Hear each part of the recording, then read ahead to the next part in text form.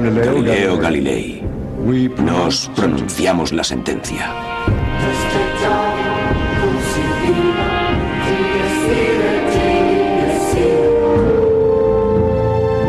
En el mundo cristiano hubo una época de discordia.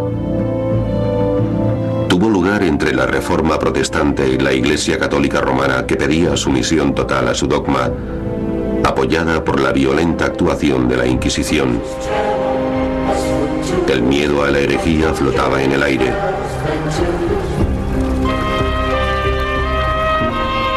Durante esa turbulenta época, Galileo Galilei se convirtió en el científico más célebre de Europa. Estaba muy seguro de sí mismo. También era un brillante escritor, era tremendamente inteligente. Si hay alguna persona de la que se pueda decir que ha creado la ciencia moderna, ese es Galileo. Sus primeros experimentos fueron esenciales para los físicos modernos y sus observaciones revelaron nuevas verdades sobre el universo.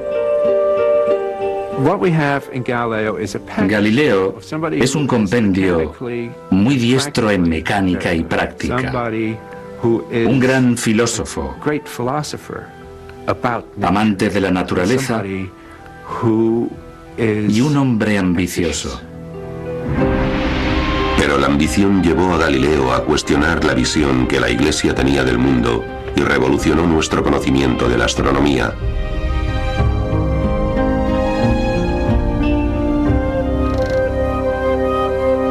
Irónicamente, Galileo era un ferviente católico y entregó a su hija Virginia a la Iglesia. Profesó con las hermanas de Santa Clara y le escribía cartas, muchas de las cuales aún se conservan hoy. Revelan una hija preocupada por la angustia de su padre, a quien la Iglesia había acusado de herejía y estaba prisionero en su propia casa. Pero Galileo nunca perdió su pasión por investigar el mundo natural. Yo quería que la gente entendiera que la naturaleza les había dado ojos para ver sus obras y también cerebros para que fueran capaces de entenderlas. ¿Quién era ese hombre que vio más que otros en los lejanos rincones del universo? Que tuvo que sufrir por mostrarnos los recurrentes choques entre la religión y la ciencia. Galileo era sincero cuando decía que la Biblia era la verdadera palabra de Dios, pero no pensaba que fuera un buen libro de texto de astronomía. Los trabajos de Galileo fueron prohibidos por la Iglesia durante siglos, y hasta nuestros días la Iglesia no los ha aceptado. Galileo tuvo que pagar un terrible precio, pero sus descubrimientos cambiaron el mundo.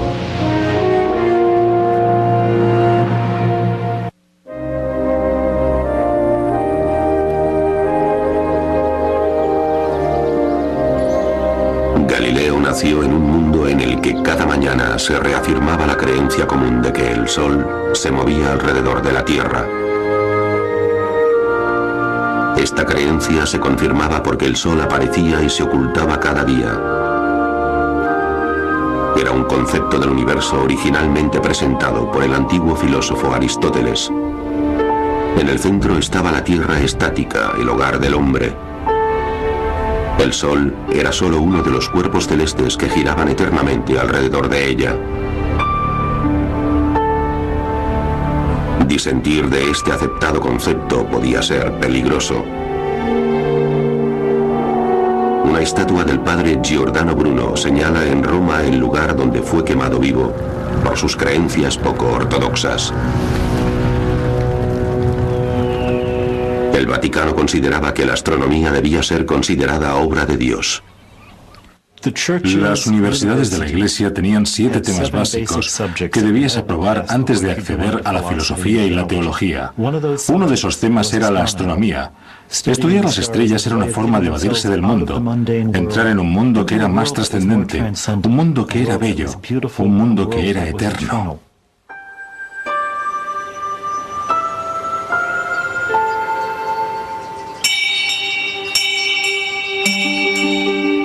la Iglesia había también una razón práctica para estudiar los cielos. El cielo era a la vez reloj y calendario. Tras los muros de los conventos, la salida y el ocaso definían los ciclos de los rezos de la mañana y la noche. Cada primavera, con el comienzo del equinoccio, se plantaban los huertos. El solsticio de invierno anunciaba la Navidad, y las fases de la luna señalaban exactamente la fecha de la Cuaresma y de la Semana Santa. Tu trabajo y tu esfuerzo serían en vano si no complacen al Señor. La Iglesia utilizaba el calendario para dar un significado espiritual a la teoría de Aristóteles con la Tierra como centro del universo. Las imágenes para impartir teología eran muy usuales. La Tierra no es solo el centro del universo, sino que está en el fondo del universo. Solo el infierno está más abajo. Y hay una cadena de creación que se alza hacia los cielos.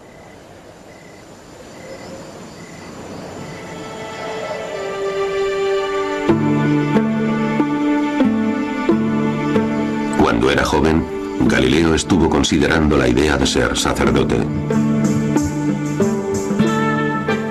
Sin embargo, en 1581 ingresó en la Universidad de Pisa como estudiante de medicina.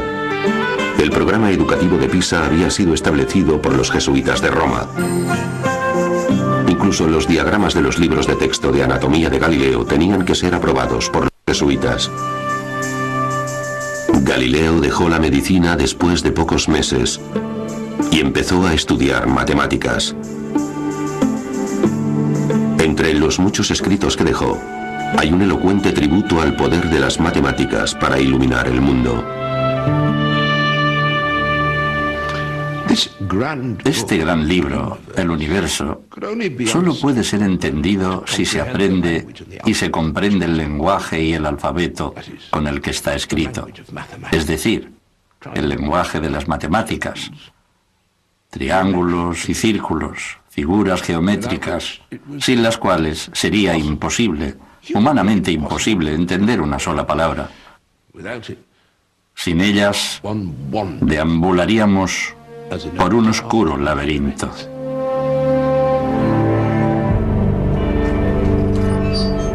El mundo estaba muy confuso. ¿Dónde encontrar la verdad? ¿Dónde está la auténtica verdad? Y entonces hubo una especie de consenso, ya que Galileo estaba totalmente convencido de que en las matemáticas estaba la auténtica verdad. Si alguna vez los seres humanos pensaron como Dios, fue cuando pensaron en las matemáticas. Bien, combinemos la observación precisa de la naturaleza y apliquemos esa técnica de pensamiento que sabemos que Dios utilizó con nosotros. Las matemáticas pongámoslas juntas y tendremos unos fundamentos totalmente seguros con los que poder estudiar las cosas.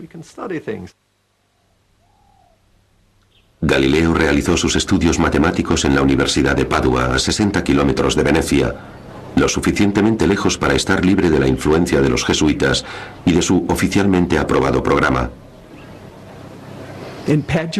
Padua tenía su propia universidad. Fue fundada en 1222 por estudiantes disidentes. No estaba dirigida por un rey o un papa. Era totalmente libre y su supervisora era la República Libre de Venecia. Por eso, conseguir una plaza en Padua era lo más cercano a conseguir la libertad académica, tanto en Italia como seguramente también en toda Europa. La ciudad de Venecia estaba unida a Padua por un transbordador y en aquella ciudad era donde el joven profesor pasaba muchos días festivos. Galileo empezó una relación con una mujer veneciana llamada Marina Gamba. No se sabe mucho acerca de ella, pero no era de la misma categoría social que Galileo.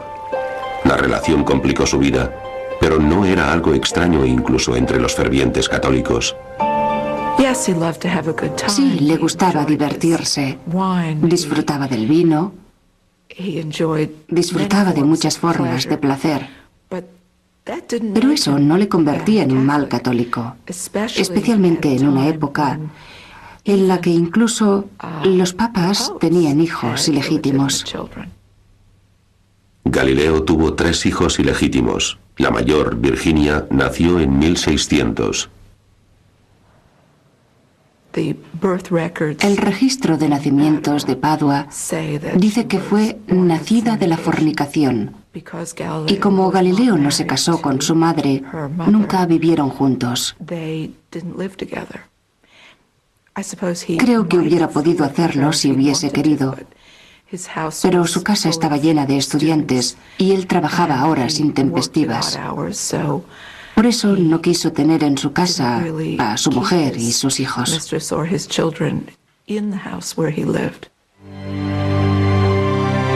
A pesar de esas complicaciones, Galileo continuó disfrutando de la libertad de Padua, convirtiéndose en un ambicioso erudito.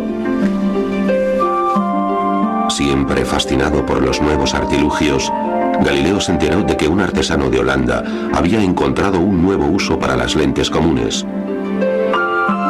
El primer telescopio que llegó a Venecia era un juguete, una novedad para divertirse en las reuniones. Los anteojos, comparados con los telescopios, carecen de tecnología, pero se utilizaron durante varios cientos de años. Solo se logró un efecto de aumento apreciable cuando las lentes consiguieron un cierto alcance, combinando las lentes convexas, más débiles, con las cóncavas, más potentes. Galileo realizó algunos cambios importantes en el sencillo aparato del holandés. Recibí noticias de un nuevo invento de un fabricante de lentes de Holanda y me dediqué a modernizarlo para mi uso y hacerle unas cuantas mejoras. Galileo se percató de que el fabricante de lentes no podía proporcionarle lo que necesitaba para conseguir que el aparato fuera más potente. No eran lo suficientemente buenas y no eran potentes. Por eso, para mejorar el instrumento, aprendió por sí mismo a pulir lentes. Eso es extraordinariamente difícil, y lo era mucho más en el año 1610. Al principio, Galileo solo estaba interesado en la óptica del telescopio. Con sus propias lentes aumentó su poder de alcance. Pero sus lentes hacían algo más que aumentar. Combinando aquellas piezas de cristal, Galileo quería conseguir cambiar nuestro concepto del mundo.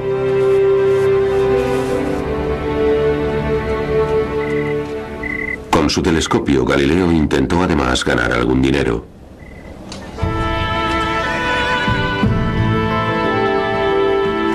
El arsenal naval de Venecia era el mayor de Europa.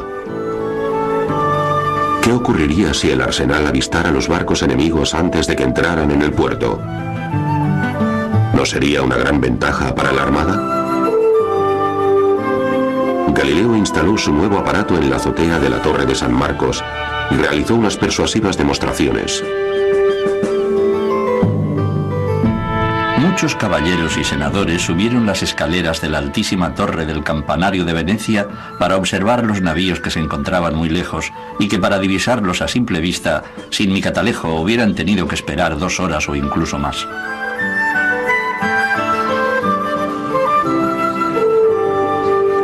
Desde el Senado veneciano llegó un pedido para la compra de catalejos para el arsenal. Galileo recibió un generoso salario de por vida por sus servicios a la República. Como científico y promotor, por el momento, su futuro era prometedor. Pero enseguida su telescopio recibió críticas que trataban de destruir a su creador.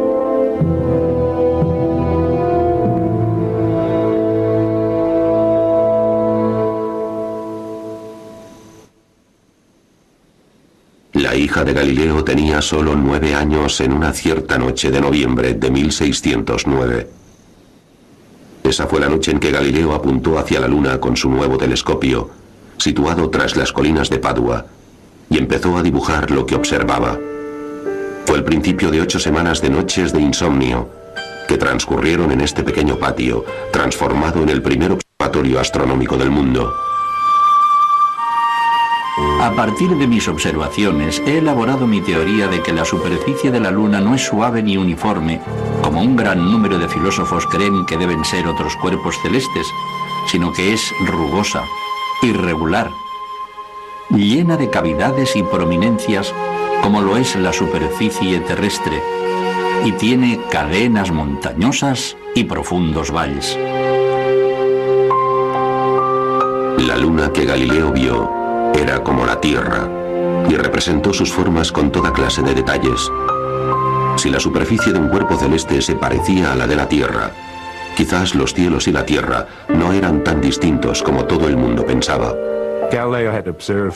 Galileo había observado que la luna pasaba por una serie de fases y parece ser que hizo algunas adaptaciones a su instrumento y empezó a explorar los planetas. Júpiter era el que se encontraba en mejor posición para la observación. Se encontraba cerca de la Tierra en aquel preciso momento.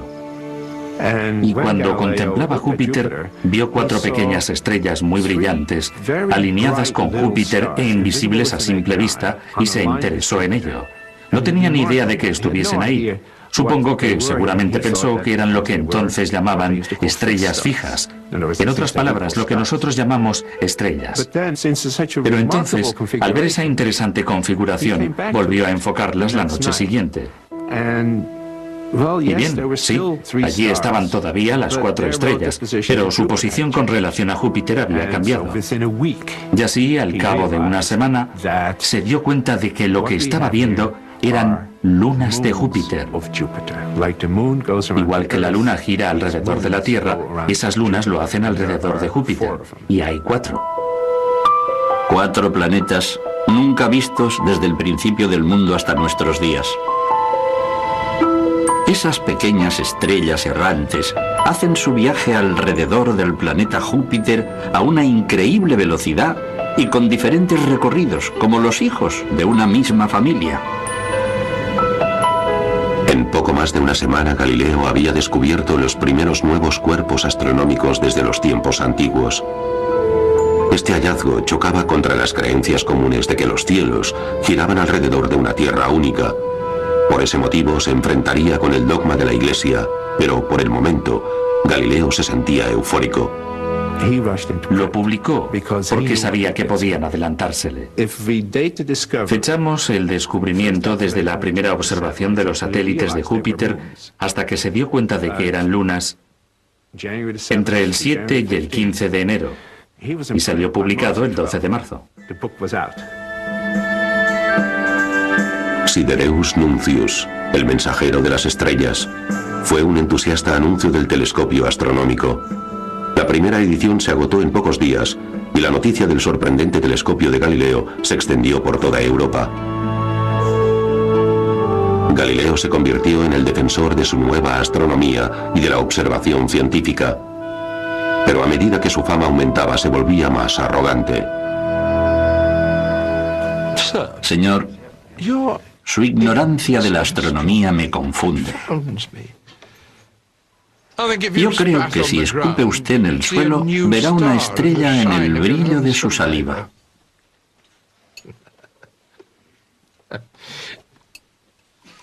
Y en cuanto a usted, señor mío, me sorprende su insistencia en intentar probarme algo mediante el testimonio de un experto que puedo negar perfectamente con un simple experimento. Testimonios, testimonios. Mire, el testimonio tiene utilidad, por supuesto, en las materias difíciles de probar. Quiero decir, como medio de juzgar. Por ejemplo, se llama a un testigo para establecer que Luigi ha apuñalado a Giovanni, pero no se llama a un testigo para determinar que Giovanni ha sido apuñalado porque él presenta una herida. ¿Lo ve usted? Porque puede comprobarse a simple vista. La modestia no era una virtud del joven profesor. Doy gracias a Dios que ha tenido a bien hacerle el primero en observar un hecho tan admirable que ha permanecido oculto a los siglos pasados.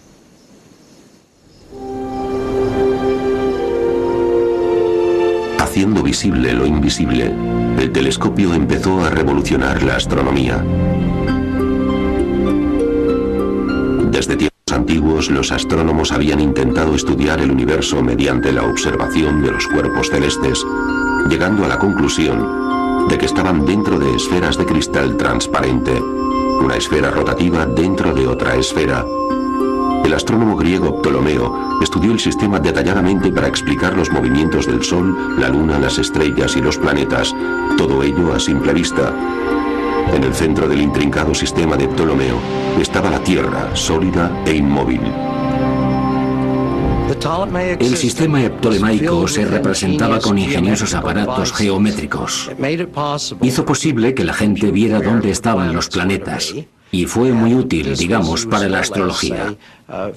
Era útil si solo querías seguir el rastro de las cosas que había en el cielo, pero no era perfecto. 60 años antes de la invención del telescopio, el eminente clérigo Nicolás Copérnico se percató de que los cálculos necesarios para predecir la posición de los planetas en el cielo se simplificarían si se aceptara que el Sol, y no la Tierra, estaba en el centro del universo. Copérnico describió el Sol como sentado en un trono real, rodeado de planetas que giraban en torno a él. Estéticamente era un maravilloso sistema. Después de su libro, durante décadas, los astrónomos silenciaron sus opiniones. La razón es que no había evidencias observadas de que la Tierra se moviese. De hecho, les parecía una solemne tontería decir que la Tierra se movía. En el sistema de Copérnico, la Tierra ya no estaba quieta. Tenía dos movimientos diferentes, uno anual alrededor del Sol y otro diario sobre su eje.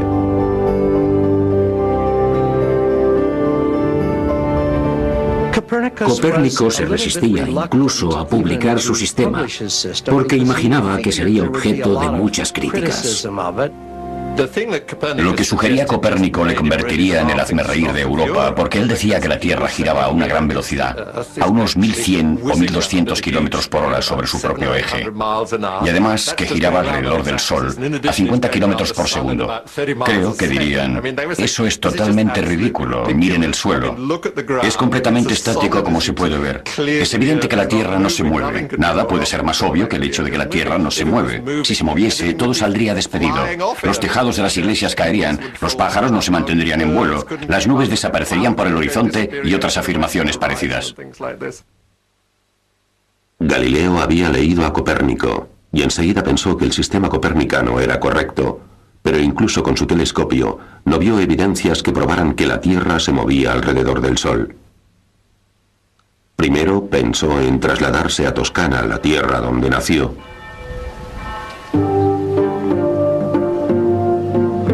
Florencia, la capital de Toscana, ejercía una gran atracción sobre las jóvenes nuevas estrellas. El exaltado hogar de Dante y Miguel Ángel, Florencia, estaba gobernado desde hacía siglos por la familia Medici. Fuente de gran riqueza y poder, la familia dominaba la banca y el comercio y tenía influencias en materias eclesiásticas. Las esferas de los escudos de armas de los Medici adornaban los palacios de la ciudad. Para Galileo podía ser un gran honor tener como patrocinador al duque Cosimo de Medici. Galileo busca mejoras sociales. Y él, que ha intentado durante mucho tiempo trabajar para los Medici, tiene ahora la oportunidad de hacerlo.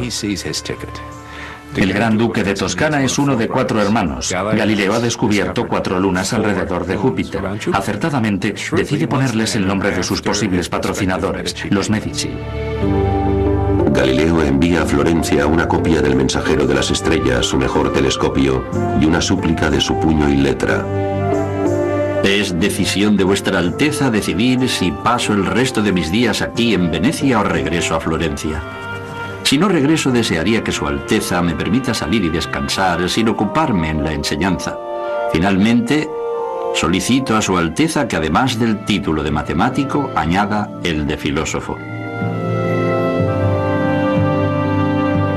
Galileo manifestaba además su mala posición en Padua, que no tenía tiempo para la investigación, que estaba dedicado a los estudiantes y que deseaba servir a un gran gobernador y poder investigar. Unas semanas más tarde recibió una carta redactada en los despachos de los Medici en el Uffizi, invitando a Galileo a unirse a la corte de los Medici como matemático y filósofo. Allí Allí podría estar en el centro intelectual y social de la vida de Florencia. Los florentinos tenían fama de discutir por todo, manteniendo vivos debates, y así era Galileo. Aquello le resultaba muy atractivo, y mucho más estando ligado a la corte del gran duque. Allí había amigos de Galileo que le advirtieron que en Toscana no estaría a salvo debido a sus radicales creencias, y que Venecia era más independiente del Papa, mucho más que Toscana. Los Medici eran ricos y cultos, pero también dependían de Roma. Ligados fuertemente al Vaticano, de la familia habían salido muchos papas y cardenales. No sospechaban las dificultades que traía consigo su nuevo filósofo. Galileo dejó atrás a su amante y a su pequeño hijo y colocó a su hija Virginia y a su joven hermana Livia en el convento de San Mateo de Arcetri, a las afueras de Florencia. En aquella época, en Italia, era costumbre ingresar a las jovencitas en un convento para salvaguardarlas y asegurarse de que permanecían vírgenes, aunque no estaba totalmente garantizado. Pero como Virginia era ilegítima, la probabilidad de un matrimonio era más complicada de lo que hubiera debido ser. Hubiera necesitado una gran dote y encontrarle un marido apropiado. Y Galileo no era un hombre rico.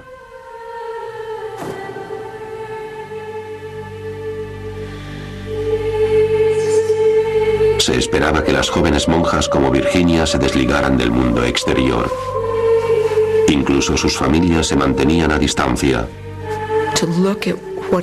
Para entender lo que sucedió con la relación padre-hija cuando Virginia tomó los votos, hay que imaginar un sentimiento de terrible pérdida, como de muerte en vida.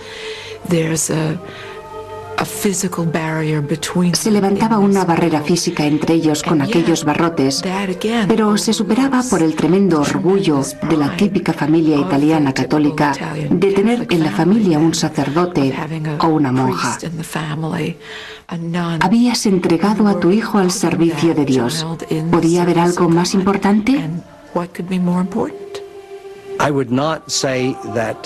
Él nunca dijo que ingresar a sus hijas en el convento era, en cierto modo, un acto de fe por su parte. De hecho, fue una oportunidad de hacer algo por ellas, porque, después de todo, su madre había sido solo su amante. Ellas eran ilegítimas, por lo tanto, presumiblemente no casaderas. Así que, ¿qué podía hacer? Las mantenía, pero no le resultaba fácil. Durante 20 años, su hija Virginia escribió docenas de cartas a su padre, encerrada tras los muros del convento. Los sirvientes de Galileo llevaban las cartas en cestos de comida o ropa. Algunas de las cartas de Virginia han sobrevivido, aunque todas las respuestas de su padre se perdieron. Sus cartas sugieren una consistente amistad entre los dos, a pesar de las duras condiciones de la vida del convento.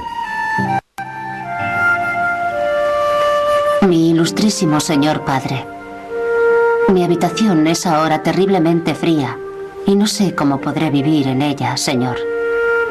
A menos que me enviéis alguna de vuestras ropas de cama, alguna que no necesitéis.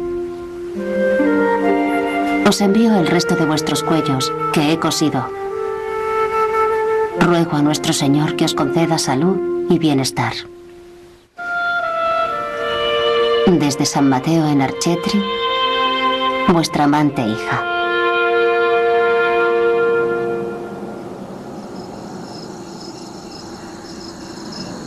En contraste con la vida de su hija, la de Galileo era más confortable y segura, aunque corría ciertos riesgos, incluso en la docta atmósfera de Florencia. Galileo adoptó como cierta la teoría de Copérnico. El Sol, y no la Tierra, era el centro de nuestro sistema planetario.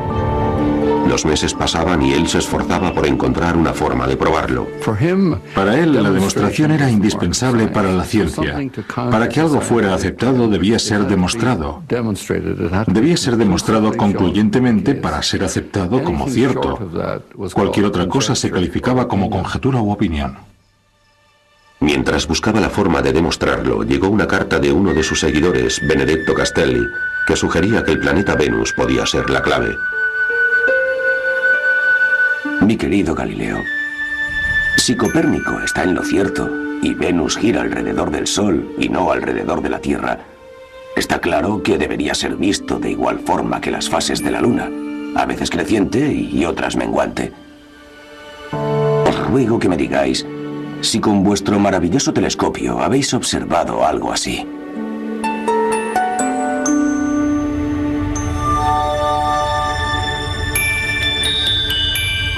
A simple vista, Venus solo era un punto de luz. Pero a través de su telescopio, Galileo vio el planeta como un disco. En el transcurso de varios meses, Venus cambiaba desde un pequeño disco a uno grande y creciente. Galileo entendió inmediatamente que en un sistema con el Sol en el centro, esa fase creciente aparecía porque Venus circulaba en una órbita entre el Sol y la Tierra. Venus debía de girar alrededor del Sol y no de la Tierra. Necesariamente tengo que aceptar la teoría de Copérnico, ya que Venus gira alrededor del Sol, como hacen todos los planetas, incluyendo la Tierra. Pronto no tendremos que esforzarnos en discutir, ni siquiera débilmente, con personas cuya filosofía ha estado equivocada debido a este nuevo planteamiento del universo. Pero la discusión no había hecho más que empezar, y Galileo fue juzgado duramente por sus oponentes. Sacerdotes oportunistas de Florencia anunciaron desde sus púlpitos que Galileo estaba lanzando nuevas y peligrosas ideas. Un coro de académicos celosos, resentidos por la arrogancia de Galileo, se unieron al clamor. Galileo contaba con sus patrocinadores, los Medici, para que le protegieran. Pero esa protección empezó a debilitarse cuando la madre del gran duque Cosimo empezó a tener dudas. Uno de los jóvenes protegidos de Galileo, Benedetto Castelli, que estaba enseñando matemáticas y astronomía, fue invitado a una de las reuniones intelectuales a las que la madre de Cosimo, la gran duquesa Cristina, era muy aficionada. Y la conversación giró alrededor de los satélites de Júpiter.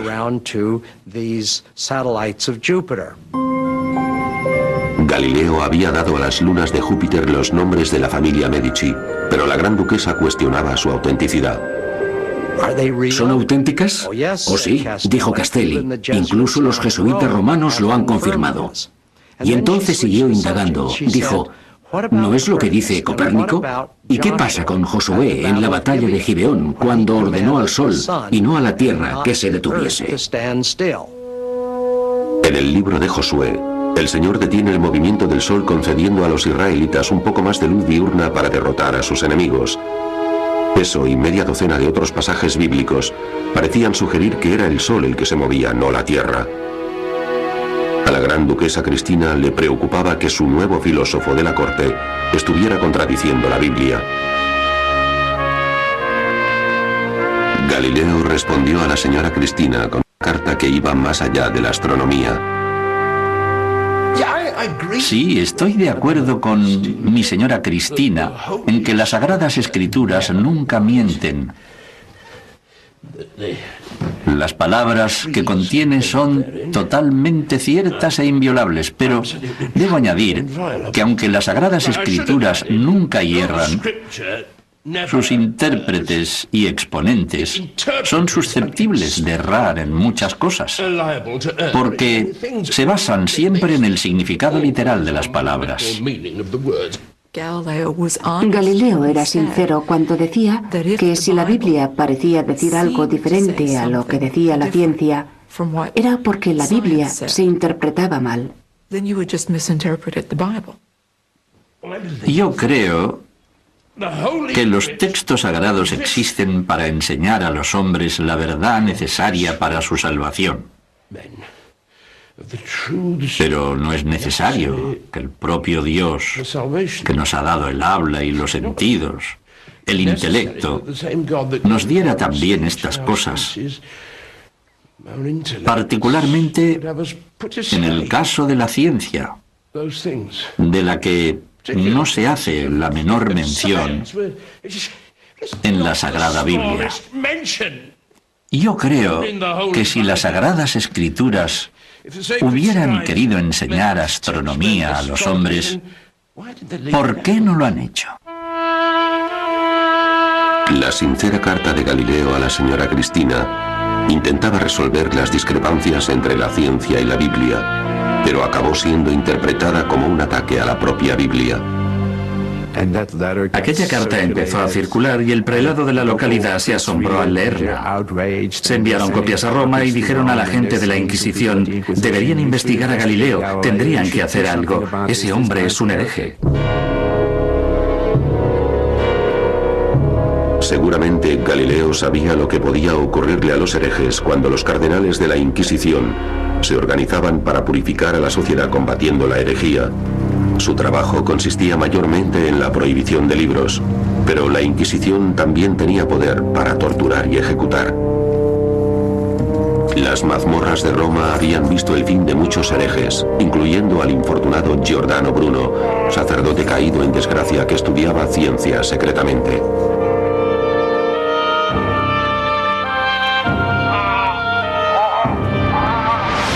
Para la Inquisición, las medidas extremas estaban justificadas. Cualquier dolor infligido para salvar el alma de un hereje no era nada comparado con el dolor de la eterna condenación.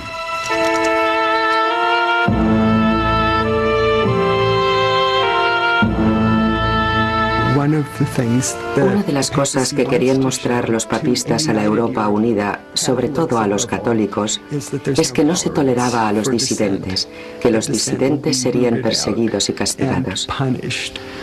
Un hereje escocés fue quemado en la hoguera con una camisa embreada para que ardiera con llamas más brillantes. Y Bruno, a quien quemaron vivo, lo que es poco usual, porque a la mayoría los mataban antes, es uno de los muchos que fueron condenados a muerte para demostrar que había que obedecer la ortodoxia. Giordano Bruno era un sacerdote al que se consideraba un charlatán de la nueva era, que negaba la divinidad de Cristo, pero como Galileo, describió una visión del universo en la que la Tierra giraba alrededor del Sol.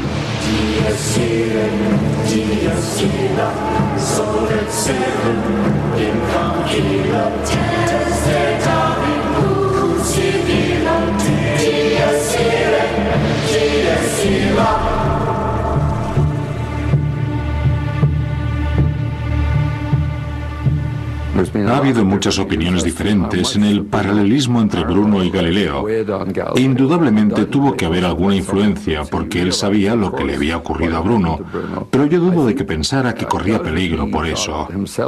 Pero al mismo tiempo sabía que si la Inquisición tomaba interés, podría sufrir los mismos severos castigos. Detrás de la ejecución de Bruno estaba el mayor inquisidor romano, el martillo de herejes, el cardenal Roberto Bellarmine. Ahora, años más tarde, ese mismo cardenal Bellarmine había recibido informes sobre Galileo.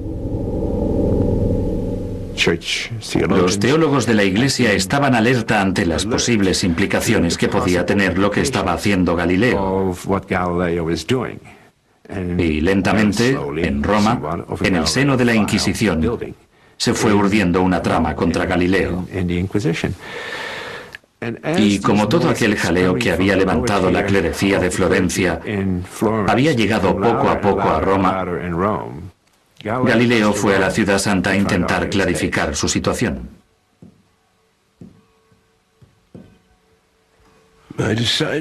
Decidí enfrentarme abiertamente, solo, ante el teatro del mundo, para dar testimonio de la soberbia verdad.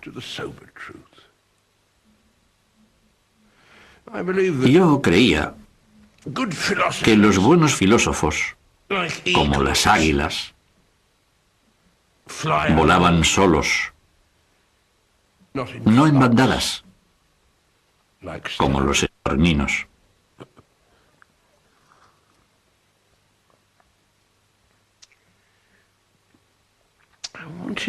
Yo quería que la gente entendiera que la naturaleza no solo les daba ojos para ver sus obras, sino también cerebros, para que fuesen capaces de entenderlas.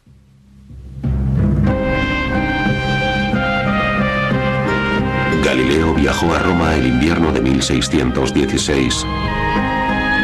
Como miembro de la corte de los Medici, fue huésped del embajador toscano en la villa palaciega de los Medici. Situada en una colina que dominaba la ciudad desde su balcón, Galileo contemplaba las cúpulas del Vaticano, mientras planeaba su encuentro con el inquisidor, el cardenal Bellarmine. Galileo tendía a sobreestimar sus poderes de persuasión.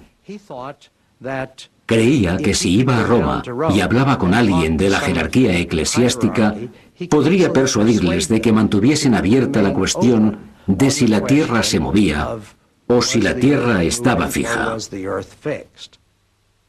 Los teólogos escucharon cómo Galileo confiadamente defendía a Copérnico. Galileo estaba totalmente de acuerdo con la teoría de Copérnico. Y como la Iglesia era compacta como un monolito, fue a ver a obispos, cardenales y teólogos y discutió su caso, por supuesto, muy apasionadamente. Mientras, el embajador de los Medici en el Vaticano les escribía: Señor, Galileo necesita tranquilizarse, callar y no ir por todos sitios discutiendo su caso. En su carta, el embajador decía estar preocupado porque la familia Medici pudiera verse desagradablemente implicada en la controversia. Galileo está apasionadamente involucrado en su lucha, que puede ocasionarle graves problemas, arrastrando a quien apoye sus opiniones. Este asunto no es un juego. Y está aquí bajo nuestra protección. Él creía que podía convencer a los teólogos más abiertos de Roma de los méritos de la doctrina copernicana. También pensaba que podía convencerles de que, en primer lugar, la astronomía no era materia de teólogos, y además que, a pesar de que conocía el poder de la Inquisición y el peligro que suponía enfrentarse a ella, él conocía sus propios poderes de persuasión, mediante los cuales podía llevarles a aceptar sus opiniones. Pero en cuanto empezó a hablar del sistema copernicano, se encendieron las alarmas y los conservadores, miembros de la Iglesia Católica, decidieron que había que hacer algo. Galileo aceptó de buen grado la oportunidad de presentar su caso al cardenal Bellarmine. Había oído decir que Bellarmine estaba interesado en la astronomía y le fascinaba el telescopio. El propio Bellarmine, que empezaba a interesarse por la ciencia y progresaba en ella, se percató de que había ciertos aspectos de los descubrimientos científicos que chocaban con la ortodoxia y de que la ciencia podía interferir con la teología. Y en ese momento decidió abandonar sus propias investigaciones científicas. Hizo su elección y optó por la piedad en vez de por la curiosidad por la ciencia, que nunca creyó que diera soluciones satisfactorias. Eso puede explicar la virulencia de su persecución contra lo que él percibía como herejías científicas.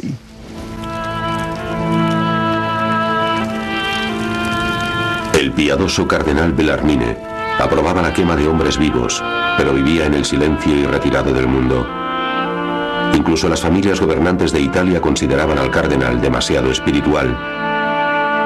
Para Galileo, aunque contaba con la influencia de sus patrocinadores, la piedad incorruptible del cardenal no fue una buena noticia. Pero Galileo nunca tuvo la oportunidad de convencer a Bellarmine. 3 días antes de su planeado encuentro con el cardenal, el Santo Oficio de la Inquisición se reunió en el Colegio Romano para estudiar las teorías de Copérnico.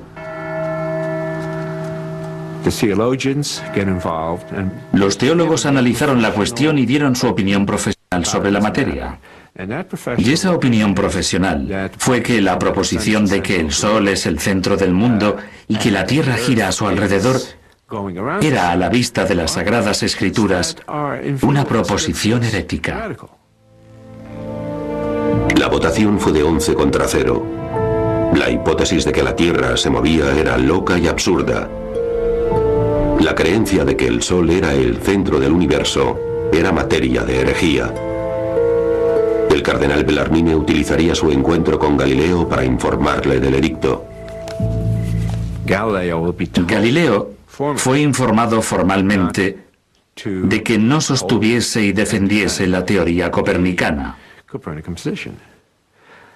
Y lo que es más, si decidía mantenerla y se negaba a cumplir esa orden, sería silenciado. Galileo es obligado a dar la espalda a Copérnico, cuyos trabajos son incluidos en el índice de libros prohibidos.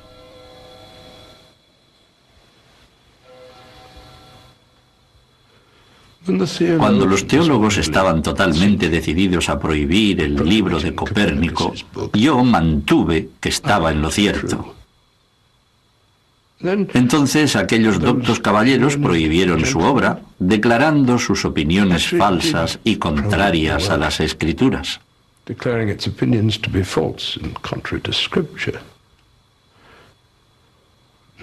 Sabiendo, como yo sabía, que se nos obligaría a aceptar la decisión de las autoridades, guiados como estaban por un alto instinto que mi cerebro nunca podrá aceptar, declaré mi conocida defensa de que era meramente una licencia poética, un sueño, un exabrupto de mi mente.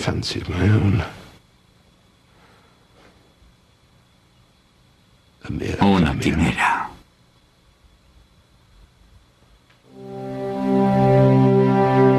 Galileo había entendido que debía volver hacia la Iglesia su nueva astronomía, pero sus problemas se habían agravado aún más. De un plumazo, la Iglesia había prohibido a Copérnico y por el momento había amordazado al mejor científico italiano. Si había un combate entre la religión y la ciencia, la religión había ganado el primer asalto.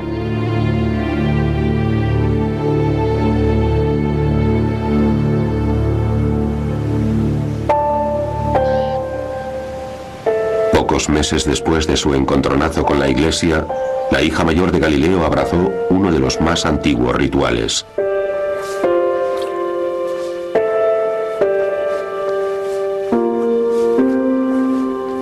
Renunció a sus posesiones mundanas y perdió su nombre, Virginia, y escogió el de Hermana María Celeste, por tradición, un nombre elegido por Dios para ella.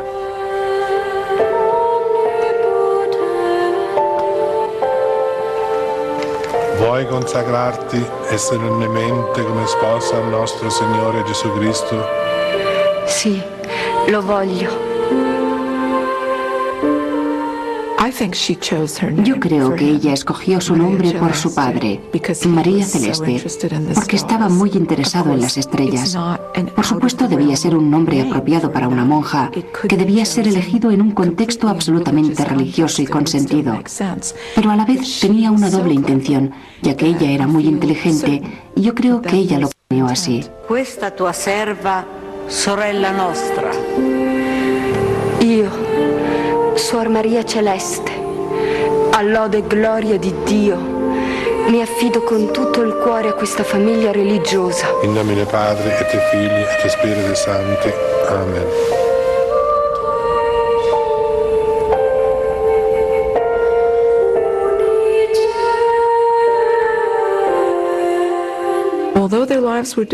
A pesar de que sus vidas eran difíciles, muchas jóvenes inteligentes escogían el convento, porque sabían que era el único lugar donde podían pensar y escribir, y tenían una mejor posición en la sociedad que siendo mujeres casadas y con hijos.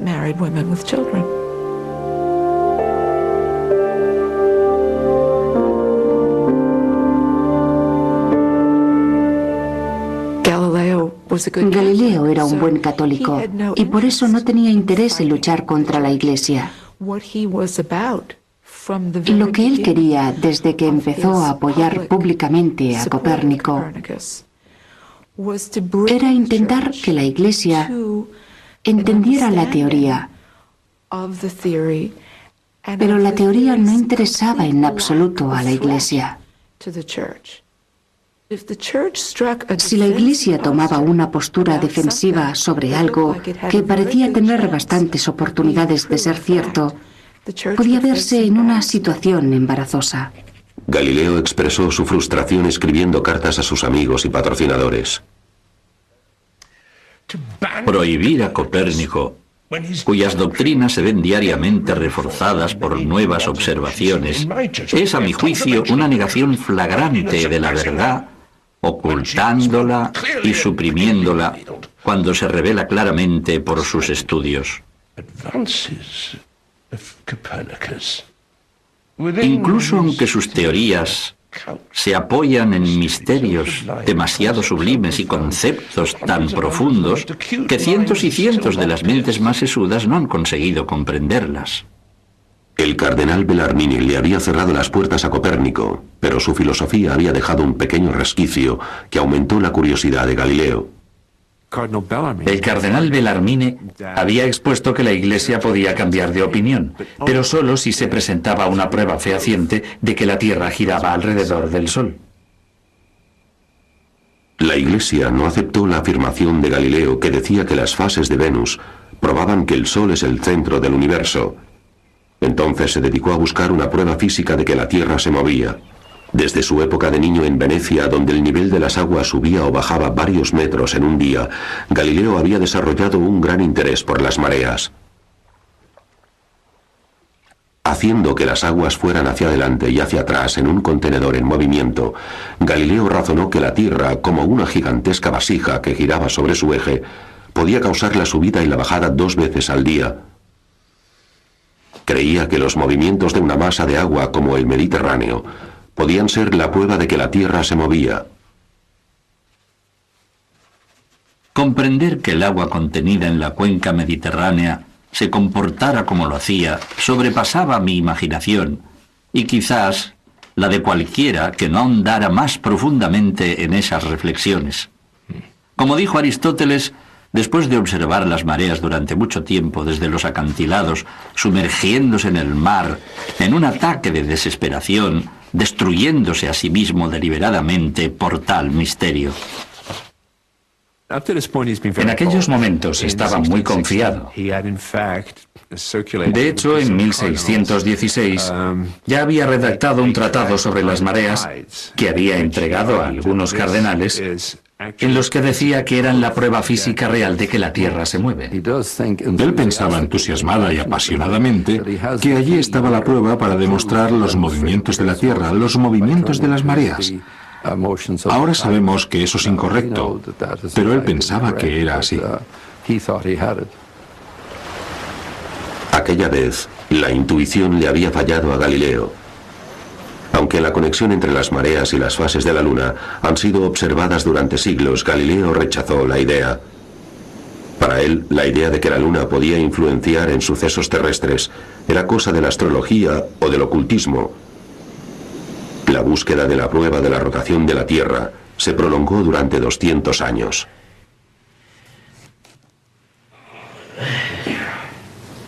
Yo no lo sé. Qué bella expresión es esa tan cándida en su honestidad. Es mejor que las explicaciones ocultas que ofrecen ciertos filósofos. El número de personas que pueden razonar acertadamente es mucho menor que aquellos que razonan mal. Si pensar fuera como lanzar piedras, unos pensadores serían mejores que otros. Pero razonar no es como lanzar piedras, es como una carrera donde un solo bárbaro galopando adelantara fácilmente a un carruaje tirado por 100 caballos.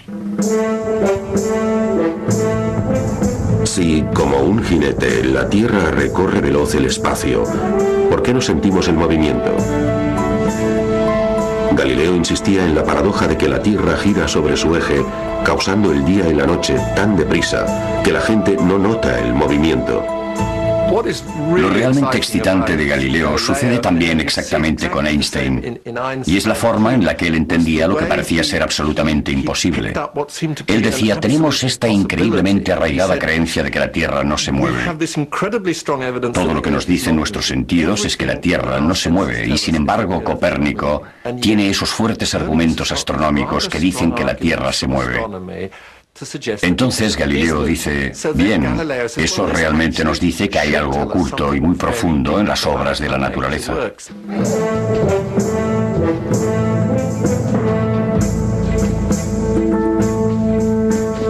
Montó unos intrincados mecanismos para experimentar. Utilizaba un caballo para representar el movimiento de la Tierra. Su jinete tiraba una pelota mientras estaba quieto. La pelota, por supuesto, caía al suelo al lado del caballo.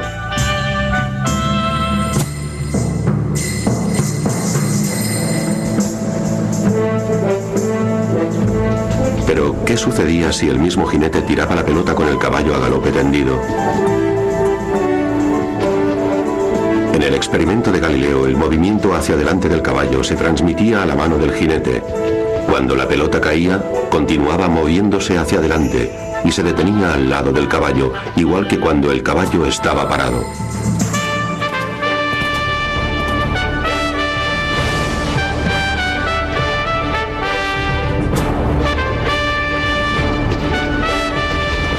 Para Galileo, cuando el caballo y la pelota llevaban la misma velocidad, es como si el movimiento no existiese.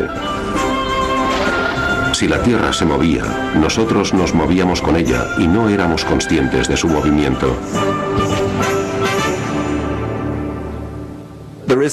Aquí vemos una especie de principio de la teoría de la relatividad que dice que si te mueves con la Tierra, todo se mueve con ella. No solo es el movimiento de la Tierra, sino cualquier movimiento, y sin embargo no se aprecia. Fue probablemente el primer gran experimento en física. De hecho, él tenía mucha confianza en el resultado, e incluso ni siquiera se molestó en mostrar su experimento para demostrar que tenía razón. A pesar de sus problemas con la Iglesia, Galileo continuaba siendo apoyado por los Medici. Se mudó más cerca de su hija, a una villa en las colinas de las afueras de Florencia. Florencia está rodeada de suaves colinas. Y Arcetri, como las demás, era un lugar donde las familias acaudaladas de Florencia tenían sus villas. También había muchas granjas y conventos. Era relativamente difícil vivir en la ciudad. Y como la hija de Galileo estaba en un convento de la zona, le buscó a su padre una granja cerca de ella, que tenía campos de cultivo y producía aceite de oliva. Su hija le dijo que también podía producir vino, pero que no debía beber demasiado. María Celeste es extraordinaria en todos los sentidos. Ella vive en clausura, está alejada del mundo y sin embargo está enterada de todo. Del estado del mercado, de la alimentación, de los pequeños asuntos, de la lavandería. Nunca perdió el buen sentido de ser una obediente hija italiana. A causa de su edad, Galileo se quejaba de varios achaques. A mí el aire de Florencia me parece muy frío, helado. Fatal para mi cabeza y el resto de mi cuerpo. Estreñimiento, pérdidas de sangre, resfriados. Desde hace 3 meses estoy realmente desesperado.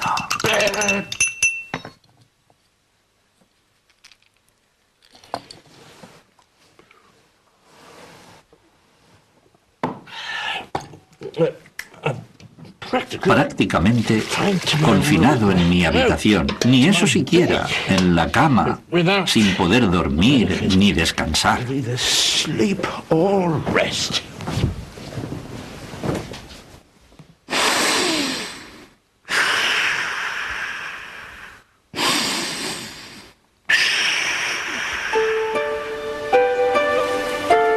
alguna forma, las necesidades de Galileo, sus enfermedades, sus intereses, eran conocidos por su hija tras los muros del convento. Ilustrísimo señor padre, por favor, no olvidéis las graves condiciones en las que os encontráis y cuidaos más que a vuestro jardín. En esta época de Cuaresma, solo os pido un sacrificio. Hacedlo por mí. Por una vez, privaos del placer de vuestro huerto. Los sacrificios y el agotamiento eran condiciones que la hermana María Celeste conocía muy bien. El convento en el que Virginia se convirtió en María Celeste era un convento especialmente pobre. Siendo un convento de las pobres clarisas, tenía, por supuesto, voto de pobreza. Era su estilo de vida, la forma de vida que habían elegido. Solo esperaban tener algo para comer, pasar frío en invierno y sufrir penalidades continuamente y durante todo el día.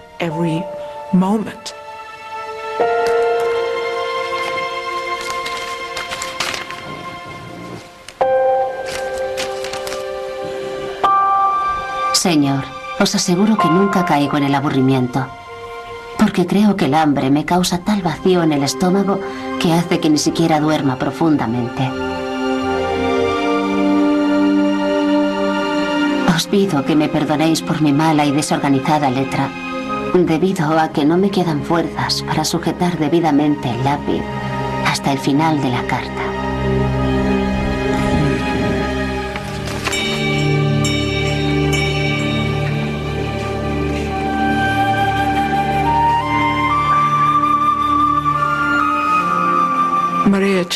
María Celeste tenía una brillante personalidad. Estaba en un lugar sombrío. Incluso una monja había intentado suicidarse en aquel convento. Pero María Celeste siempre conseguía la forma de ver un alto propósito, lo mejor, y nunca decaía. Tal sumisión a los caminos de la fe no era el sendero que hubiera seguido Galileo. Él nunca estimuló a su hija en la obediencia a la Iglesia, ni incluso bajo la mirada vigilante de la Inquisición.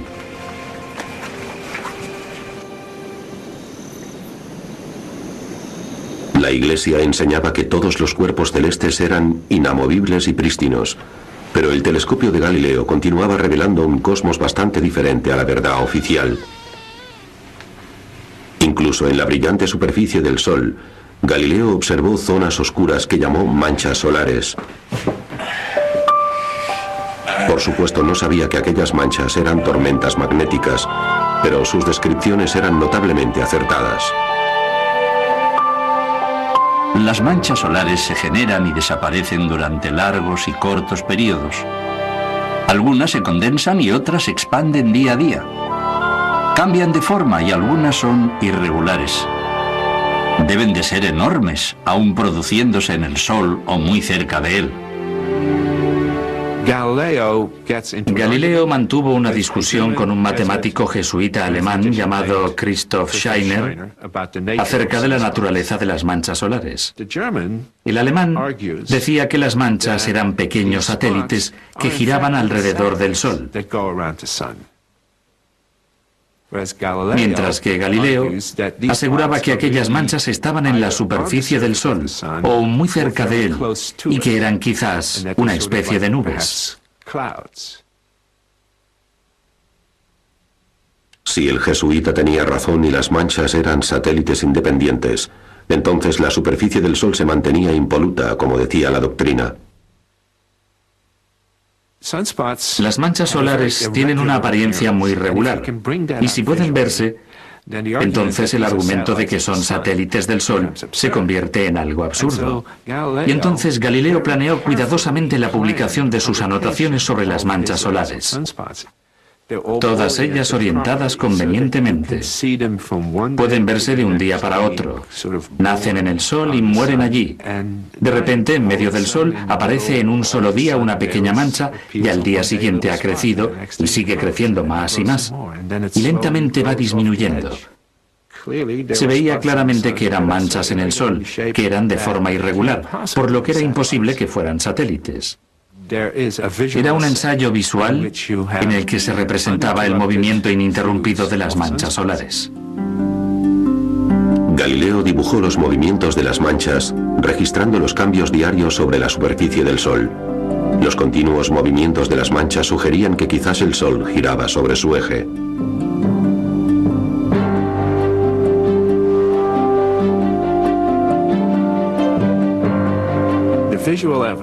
La evidencia visual fue aceptada tanto por los copernicanos como por la gente que seguía creyendo que la Tierra era el centro del universo. Pero en la interpretación de aquello, de la evidencia, se ve cada vez más claramente que aquellos astrónomos conservadores insistían en ello, porque si aseguraban que eran satélites del Sol, podían seguir diciendo que el Sol era impoluto. Galileo sabía que sus adversarios estaban equivocados. No importaba que el jesuita matemático deseara que el Sol fuera perfecto. Galileo había demostrado que las manchas en la superficie del Sol eran reales.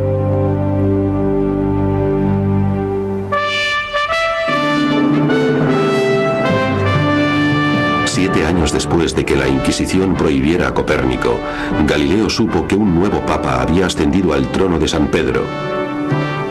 El colegio cardenalicio había elegido a un miembro de una prominente familia toscana, un hombre a quien Galileo consideraba un amigo. Maffeo Barberini se convirtió en el papa Urbano VIII. Urbano VIII en aquel momento fue una interesante elección. Era miembro de la familia Barberini y se bromeaba desde antiguo diciendo: lo que no hicieron los bárbaros en Roma lo hicieron los Barberini. Su escudo de armas cuando era un joven prelado tenía 3 libélulas. Pero las libélulas eran indignas para alguien que había llegado tan lejos en el seno de la Iglesia. Así que, en un cierto momento, las libélulas son sustituidas por laboriosas abejas. Y Maffeo Barberini se convierte en la personificación de un duro trabajador, un hombre productivo.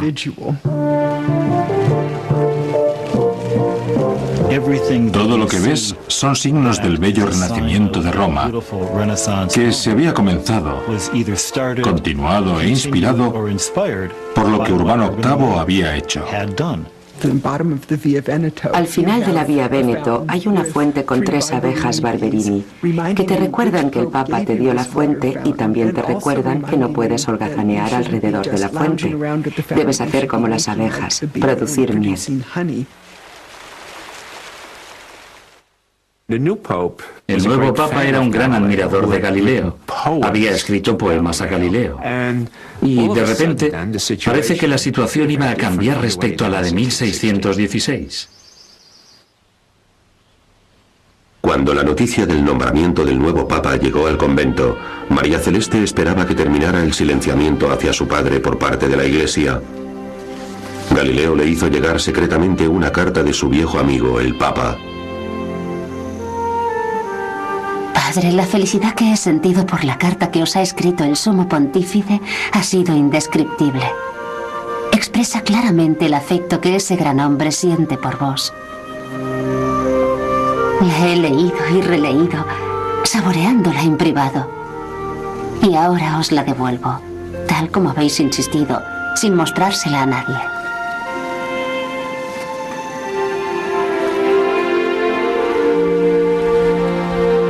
Galileo emprendió el difícil viaje a Roma de 2 semanas de duración especialmente para encontrarse con el Papa Urbano VIII. Los 2 viejos amigos mantuvieron varias conversaciones mientras recorrían los senderos del Vaticano. El Papa y Galileo paseaban por los jardines del Vaticano hablando de muchas cosas. Y por supuesto, uno de los temas de los que hablaron era la conveniencia de que Galileo publicara o no la teoría copernicana. El Papa le dijo que mientras se limitase a hablar de aquella teoría como una hipótesis, no tendría ningún problema. Mientras la idea de Copérnico de que la Tierra se movía alrededor del Sol se presentase como una hipótesis, aunque la teoría se enfrentase a otras, Urbano VIII permitiría que se debatiese. Galileo salió de aquellas reuniones con el sentimiento de que era el momento de escribir su gran libro de cosmología que proyectaba desde 1610.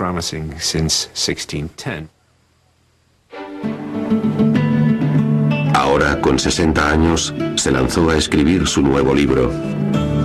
El Papa le había dado permiso a Galileo para embarcarse en lo que esperaba que sería su obra más importante. Escribiendo en italiano y no en latín, representando sus más persuasivas evidencias en un claro y popular estilo, Galileo pretendía entretener y ganarse a cualquiera que leyera la visión copernicana del mundo.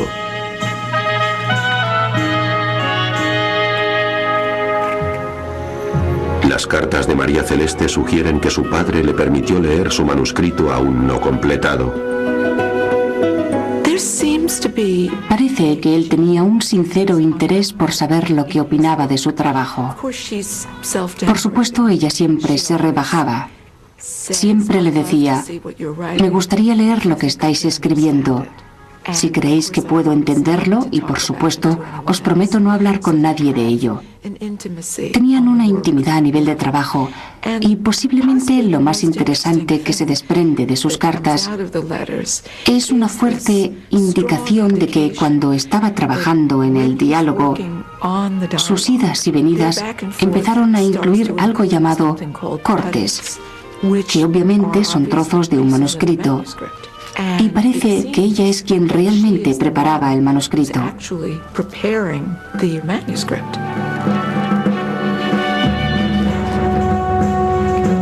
Meses de escritura y trabajo solo interrumpidos por problemas de salud.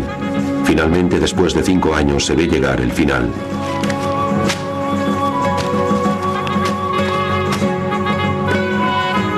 Por la gracia de Dios estoy en el buen camino.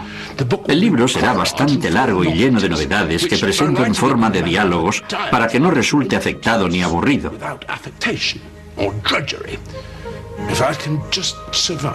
Si puedo sobrevivir a este invierno, lo terminaré y lo publicaré inmediatamente. Galileo terminó su gran libro en vísperas de la Navidad del año 1629. Se llamó Diálogos sobre los dos máximos sistemas del mundo. Es una obra maestra de la retórica. Galileo explica su nueva visión del mundo. Es un debate sobre los sistemas mundiales. ¿Es el Sol el centro del universo o es la Tierra el centro del universo? Explica todos sus maravillosos descubrimientos con el telescopio y te sientes arrastrado por su narrativa. Galileo creó 3 interesantes personajes, gentilhombres venecianos. El primer personaje, el anfitrión, modera un debate entre 2 de sus habladores huéspedes. Uno de los visitantes representa claramente a Copérnico y el otro a Galileo. Pero el otro huésped, Simplicio, el simple, es un cómico contraste, hablando sin conocimiento de las doctrinas de la Iglesia, de ciencia y de filosofía. Galileo obtuvo permiso de un amable censor para publicar su libro en Florencia. Sabía que los censores de Roma eran mucho más difíciles de convencer. Envió unas cuantas copias al Vaticano, pero antes de que pudiera saber el resultado, Florencia fue azotada por un terrible desastre.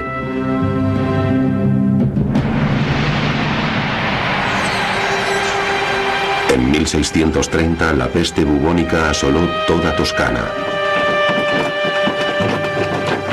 En cuestión de semanas murieron 6.000 florentinos y Galileo perdió el contacto con Roma.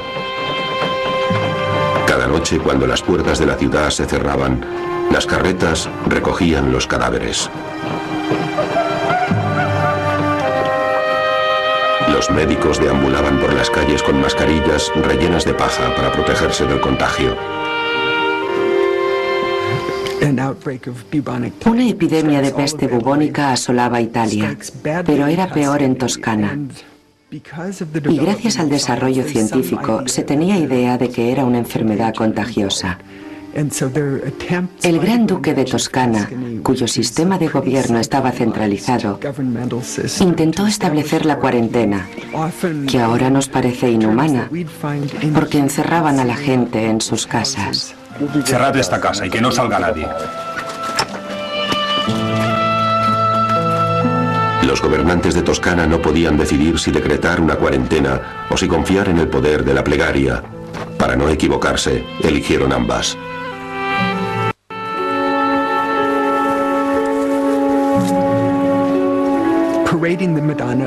Sacaban en procesión a la Virgen de la Impruneta por toda la ciudad para invocar la ayuda divina. Y por supuesto, las procesiones religiosas servían también para contrarrestar los beneficiosos efectos de la cuarentena. Esperaban que la fe consiguiera vencer las leyes naturales. El maestro de salud pública solicitó la ayuda del convento de María Celeste. Rezar por el alivio del mundo tenía gran importancia. Las monjas estaban convencidas y, de hecho, durante la epidemia, se les encargó que rezaran 2 a la vez durante 40 días sin parar. Y esa fue considerada una de las más activas intervenciones que se realizaron contra la plaga.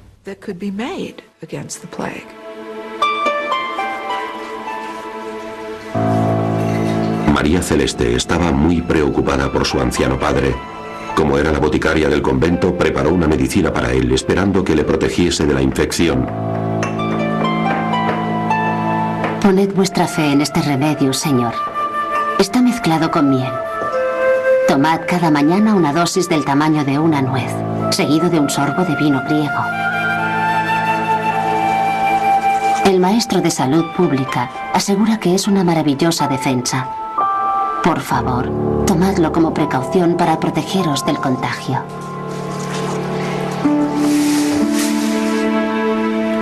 Una de las formas de defensa era lavar la ropa en vinagre hirviendo, aunque nadie sabía por qué razón. La clausura de las hermanas era beneficiosa y la infección no las afectó.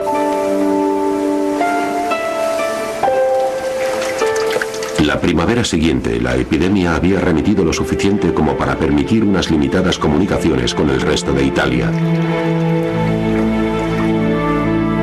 Durante meses, Galileo no había tenido noticias de los censores romanos. ¿Se había perdido su manuscrito durante la cuarentena? ¿Habían robado su obra? El censor florentino había aceptado el libro, pero Galileo necesitaba la aprobación de Roma. El editor me ha dicho que más de una vez se le han llenado los ojos de lágrimas cuando lo estaba leyendo y que espera que se me conceda el permiso para la publicación del libro. Sin embargo, está olvidado en un rincón y mi vida se apaga lentamente.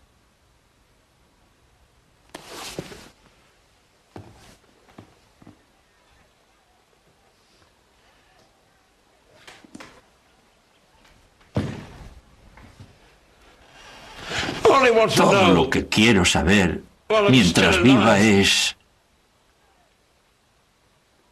¿cuál es el destino de todo mi duro trabajo?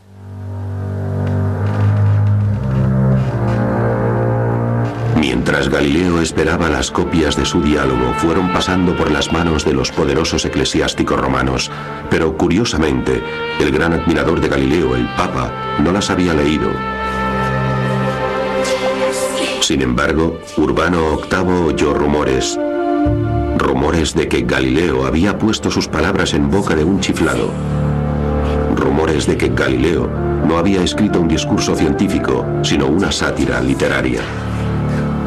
Lo que había hecho Galileo era escribir una gran obra. La había escrito como si se tratase de un diálogo, y era tanto una obra científica como literaria, y esperaba que los eruditos, cosmopolitas y progresistas padres de la Iglesia la apreciasen, olvidando quizás que en el fondo de esa hermosa y retórica producción, ellos verían un grave insulto. Determinaron que había puesto las palabras del Papa en boca de alguien simple, que si Dios hubiera querido hacer el universo de otra forma, de cualquier otra forma, si hubiera querido hacerlo aparecer de forma diferente, lo hubiera hecho. Y además, ninguno de esos argumentos acerca de si el Sol es el centro o si lo es la Tierra pueden ser definitivos. Unos años antes, cuando había estado recorriendo los jardines del Vaticano con Galileo, el Papa había argumentado lo mismo, diciendo que la obra de Dios está más allá de la comprensión humana. Los consejeros de Urbano le persuadieron que él era el personaje de Simplicio y que Galileo le había hecho aparecer como un loco. Urbano tuvo una mala opinión del libro y nunca más volvieron a hablarse. El Papa encargó a una comisión especial que revisara el caso de Galileo para que leyera el manuscrito, y aquella comisión recomendó que fuera procesado por la Inquisición. La Inquisición hizo llegar a Galileo un documento ordenándole presentarse en Roma en el mes de octubre. El anciano intentó retrasar el viaje arguyendo problemas de salud. En Navidad se le ordenó nuevamente a Galileo que compareciese. Podía hacerlo voluntariamente o podía hacerlo encadenado. Cuando se preparaba para salir de Florencia, la hija de Galileo intentó prepararle para lo que se avecinaba. Padre, os ruego que no afrontéis estos problemas sin reflexionar. Pero, aunque los veáis de forma pesimista, utilizadlos para eliminar las imperfecciones que habéis reconocido en vos mismo y lleguéis a superar la vanidad y las falacias de todas las cosas terrenales. En Roma, Galileo pudo ver el Vaticano desde las ventanas de la embajada toscana, pero durante meses la citación de la Inquisición no llegó. Finalmente, el aviso del juicio llegó en abril. Como la mayoría de los acusados, Galileo fue conducido con estricta formalidad y total respeto.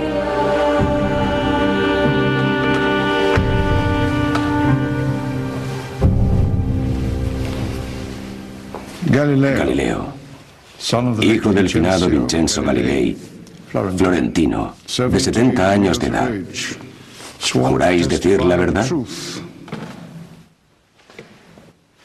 Galileo Galilei, ¿por qué medios y cuánto habéis tardado en llegar a Roma? ¿Cómo? Vine a Roma el primer domingo de Cuaresma en una litera. Decidnos si sabéis o intuís la razón por la que se os ha ordenado venir. Imagino que se me ha ordenado presentarme ante el Santo Oficio para dar cuentas de mi libro recientemente publicado. Decidnos, si se os muestra el libro, ¿reconoceríais que es vuestro? Yo espero que sí. Si me lo muestran, creo que sí. Creo que lo reconocería. Se le ha mostrado un libro impreso en Florencia en el año 1632 con el título Diálogos por Galileo Galilei, etc. Y cuando lo ha visto e inspeccionado ha dicho: conozco perfectamente este libro y reconozco que es mío. Y reconozco que todo su contenido ha sido escrito por mí.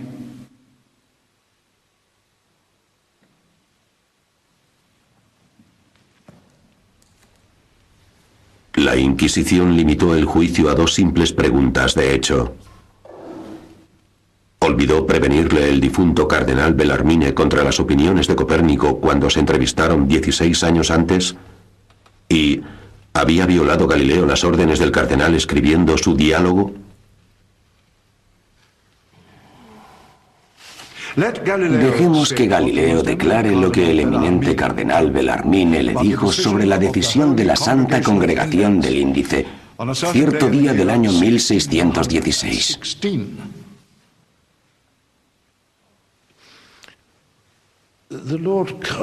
El señor cardenal Bellarmine me informó de que la teoría de la estabilidad del Sol y el movimiento de la Tierra era considerada repugnante por las Sagradas Escrituras.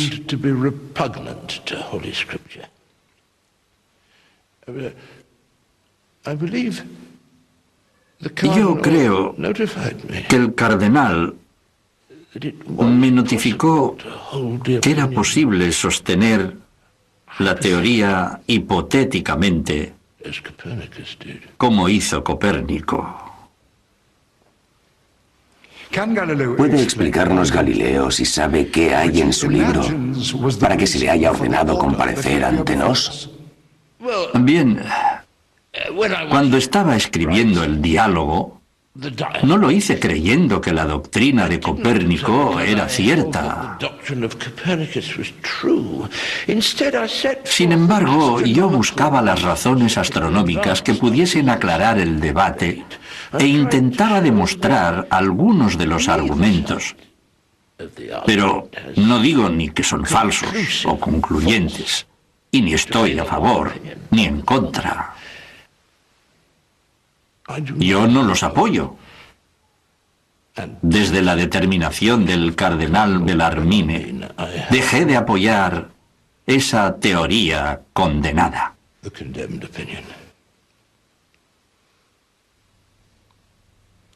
Quien lea el diálogo puede comprobar que la defensa de Copérnico era, sobre todo, el principal argumento del libro.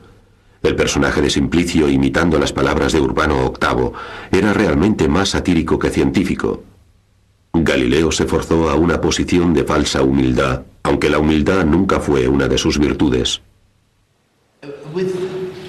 Con todo respeto al tribunal, he releído recientemente mis diálogos después de 3 años y libremente concedo que en varios lugares un lector ignorante de mis verdaderos propósitos puede suponer varios argumentos que pueden sugerir una auténtica convicción por mi parte.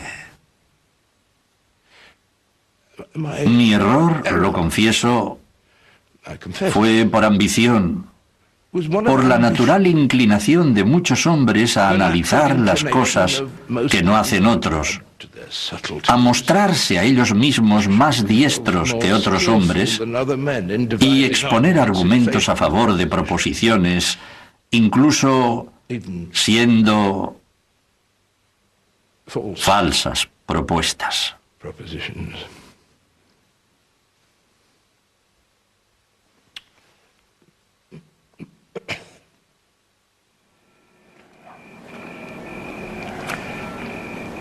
Galileo fue conducido a una pequeña habitación en el Palacio de la Inquisición.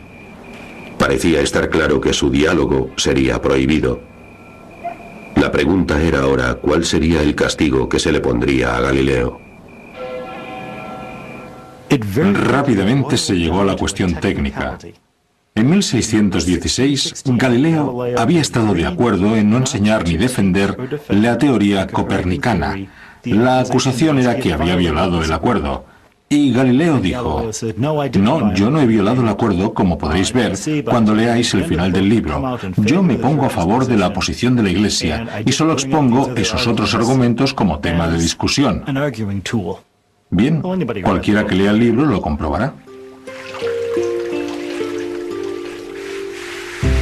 Las noticias del confinamiento de Galileo llegaron hasta María Celeste y ella, preocupada, le envió una carta a su padre aconsejándole precaución, sin saber siquiera si llegaría a sus manos. Para el detenido en las cámaras del Santo Oficio. No he hablado con nadie de esos problemas, guardando para mí las desagradables noticias. Padre, ahora es el momento de que utilicéis la prudencia que el Señor Dios os ha dado.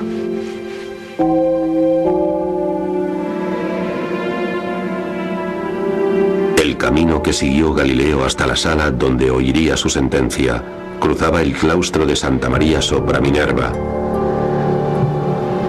Las paredes y el techo mostraban herejes cuyo destino podía ser el suyo.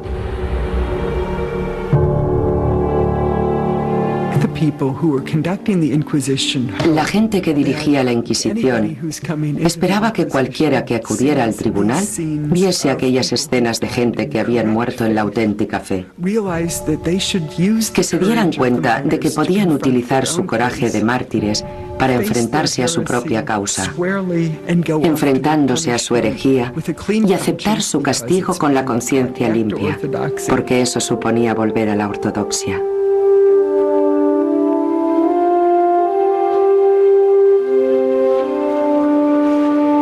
La mañana de su sentencia, Galileo se presentó nuevamente ante la Inquisición, esta vez vistiendo las ropas blancas de los penitentes.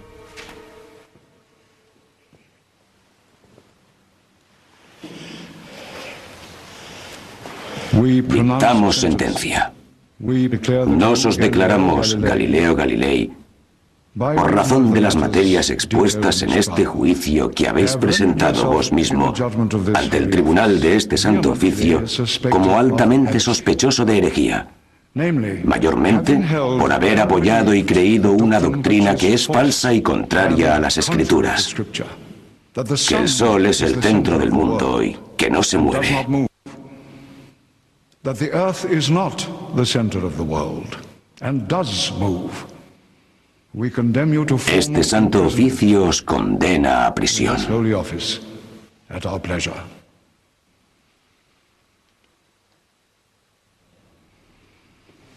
Se le ofreció una oportunidad. A Galileo se le ofreció la oportunidad de renunciar a sus errores. Mejor que pasar el resto de su vida en una mazmorra, que hubiera significado la muerte del anciano. Yo, Galileo, hijo de Vincenzo Galilei, de Florencia, de 70 años de edad, me arrodillo ante vos y prometo que siempre he creído, creo ahora y creeré siempre, con la ayuda de Dios, todo lo que ha sido enseñado, sostenido y predicado por la Santa Iglesia Católica. Abjuro, con fe sincera y de todo corazón, reniego y detesto todos mis errores y herejías. Que Dios me ayude. Amén.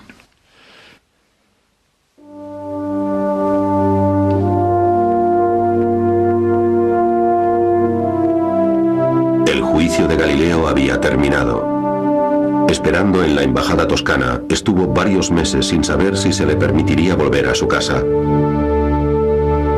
Diálogo sobre los dos máximos sistemas del mundo fue añadido al índice de libros prohibidos. Continuó prohibido durante los siguientes 200 años. Galileo había creído que el Papa Urbano VIII le protegería de la censura, pero el Papa no lo hizo. Ser papa es diferente de ser cardenal. El papa tenía muchas batallas que librar. La más importante, la reforma protestante. Y era la cabeza visible de la oposición a la reforma católica. Y Urbano estaba acusado de no hacer lo correcto por la causa católica. El Papa continuaba interesado en lo que hacía Galileo. Pero el Papa durante aquellos años tenía otras preocupaciones además de la ciencia. Urbano VIII se enfrenta a la Guerra de los 30 años. Todo el reino está bajo la sombra de una terrible y violenta guerra civil que amenazaba con destruir el mundo cristiano. Por eso, cuando Galileo fue juzgado, el Papa no podía arriesgarse a defender a su amigo, cuando él mismo estaba siendo escrutado, y Galileo quedó indefenso. Se sentía mal por volverle la espalda a Galileo, y yo creo que Galileo no sabía lo que se le avecinaba. Toscana, en ese punto, no tenía nada más que su cultura. Galileo era la vanguardia del pensamiento científico. Galileo siguió ignorado por el Papa. Era una forma de abofetear a su amigo toscano, porque se sentía maltratado por él al final del diálogo. Es una maravillosa vendetta florentina. 6 meses después del juicio llegan noticias a Florencia que dicen que Galileo podrá regresar por fin a su casa. Han sido necesarias las súplicas del embajador toscano, la intervención de la familia Medici y la silenciosa influencia de su hija.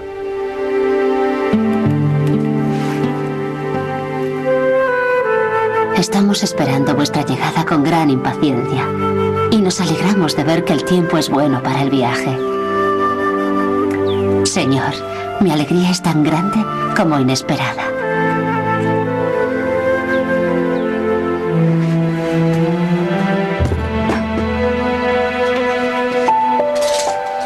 Galileo regresó a su casa, pero confinado en su propio hogar, inhabilitado para enseñar, viajar o incluso visitar a su hija sin permiso. Firmaba sus cartas desde mi prisión de Arcetri.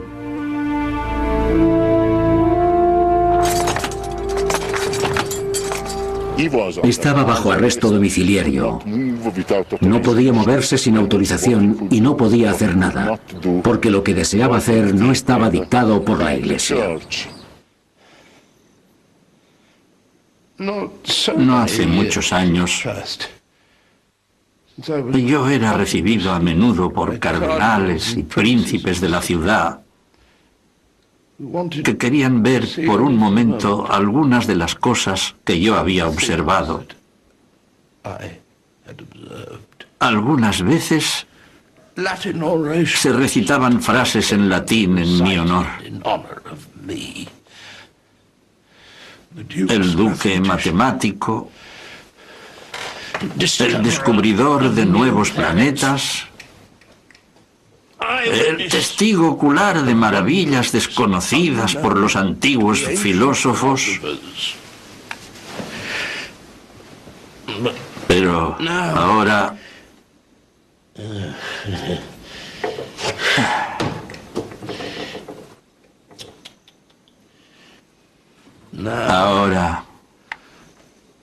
mis días son infructuosos, se me hacen largos por la inactividad y breves comparados con los años que he pasado.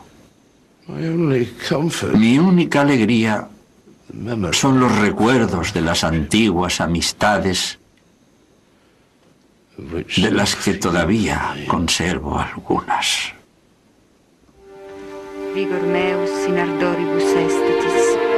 Se ordenó a Galileo que rezara oraciones de penitencia cada semana. A pesar de su enfermedad, María Celeste se responsabilizó y le libró de su obligación. He obtenido permiso para cumplir vuestra sentencia, Señor.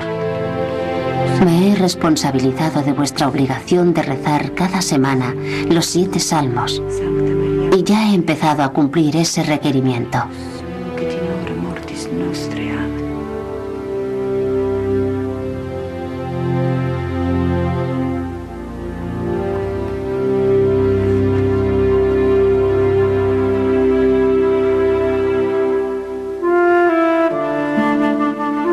Se me ha permitido sustituiros para cumplir vuestro castigo y he solicitado cumplir vuestra condena en prisión. A pesar de lo duro que es estar en una mazmorra, si haciéndolo, vos podéis quedar en libertad.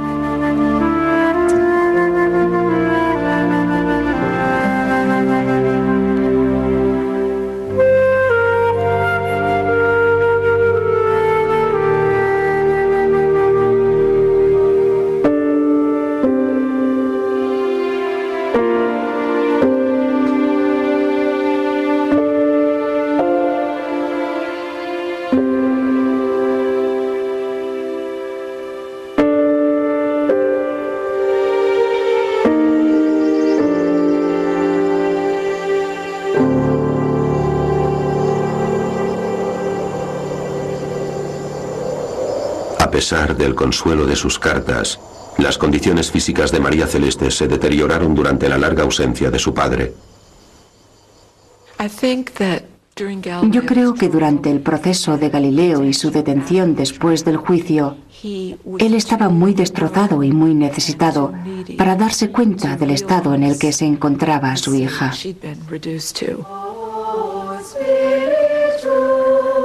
estoy muy bien.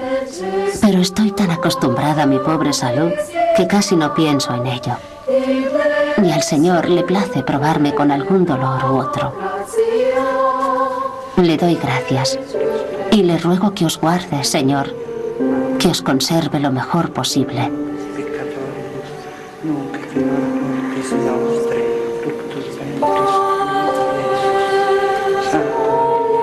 A finales de marzo llegaron noticias de que María Celeste estaba gravemente enferma, con fiebre. Los siguientes 10 días, Galileo hizo el corto recorrido al convento intentando darle ánimos. Pero la noche del 10º día, sucumbió a la disentería dejando el mundo a la edad de 33 años.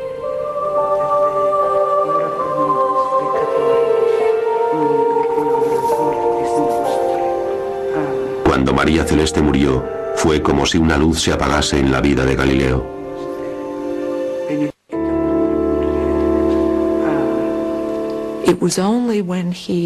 Cuando volvió a su casa, como dijo más tarde en las cartas a sus colegas, su estado era de tal debilidad que realmente sucumbió a una enfermedad corriente que no debería haber sido fatal, pero que en sus condiciones no pudo soportar.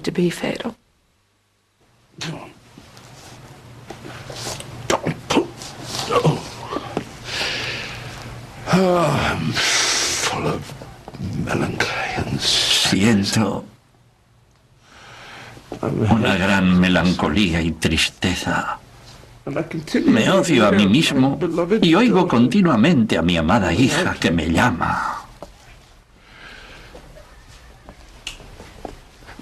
María Celeste enfermó durante mi ausencia y no se cuidó en absoluto. Idos, dejadme.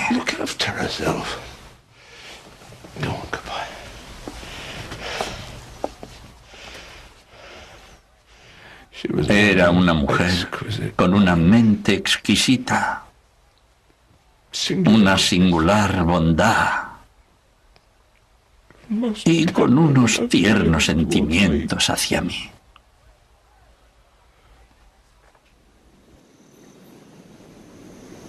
Han sobrevivido docenas de cartas personales de Galileo, pero no se ha encontrado ninguna de las cartas que él escribió a su hija. Hoy solo contamos con lo que ella escribía. Es una pena. Es realmente una pena que no tengamos sus cartas a ella. Se hace evidente por sus escritos que quería a aquel hombre y que se preocupaba por él y que sabía lo que era amar a otra persona. Y nosotros solo podemos esperar que ese amor inspirase el afecto de su padre, pero no lo sabremos nunca. Seguramente él respondía a sus cartas. No hay duda de ello, porque en las suyas ella le decía: me habéis preguntado esto, me decíais aquello. Casi se puede reconstruir lo que él decía, pero no puede saber cómo lo decía. Lo que queda patente es que ella guardaba todas sus cartas, porque decía repetidamente: las guardo todas y las releo cada vez que puedo, porque me traen una gran alegría. Entonces, ¿dónde están? La explicación más lógica es que cuando murió, la madre abadesa las quemara, las enterrara, hiciera algo, porque el proceso de Galileo estaba muy reciente en el recuerdo.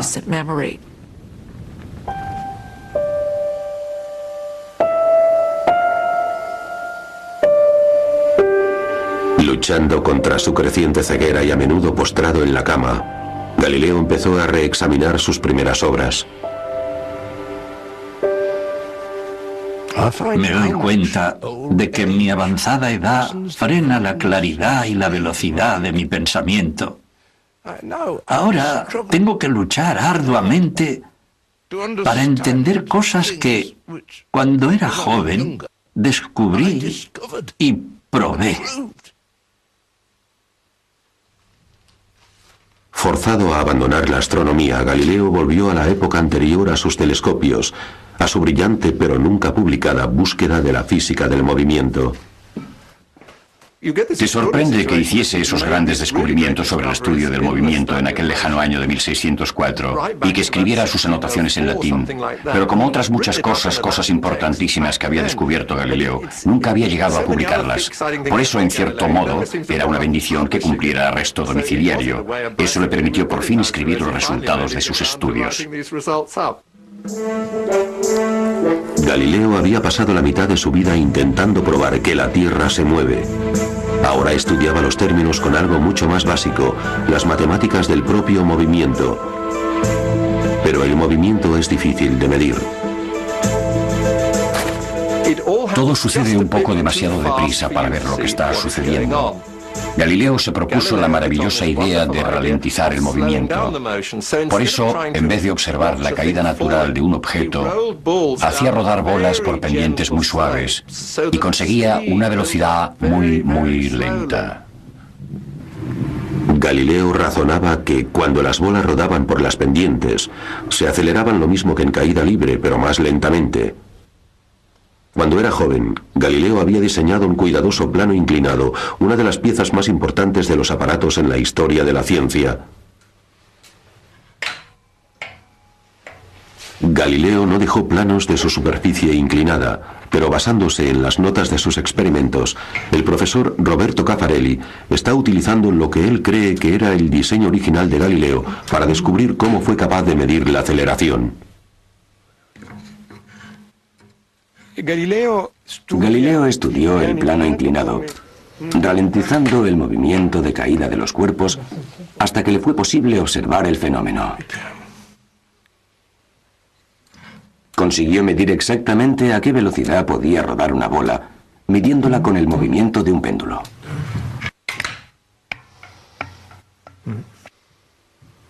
Galileo estaba seguro de que la aceleración progresiva debía estar regida por reglas matemáticas. Él colocaba su plano ligeramente inclinado y dejaba caer la bola y observaba la velocidad de la bola y medía el recorrido que hacía en un cierto tiempo. Y entonces hizo su mayor descubrimiento, que en la primera unidad de tiempo recorre una unidad de distancia, que en la segunda unidad de tiempo recorre 3 unidades de distancia, y en la siguiente 5 y en la siguiente 7. Descubre esta preciosa progresión numérica, 1, 3, 5, 7. Y él le llama representación numérica. Queda muy sorprendido y se da cuenta de que ha hecho un importante descubrimiento. Galileo había hallado una regla matemática para poder predecir el movimiento de los objetos en el mundo real, una ley universal aplicable a cualquier objeto que caiga.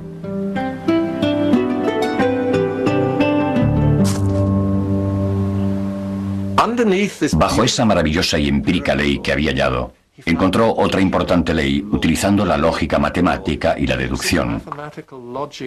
Y esa fue realmente la clave para el posterior éxito, primero de Newton, luego de Einstein, y todas las otras maravillas de la ciencia moderna. Cuando era joven, Galileo había revolucionado la astronomía, pero a la edad de 74 años, su último gran libro revolucionó la física del movimiento. Desde el punto de vista de un físico, su contribución más importante es 2 nuevas ciencias.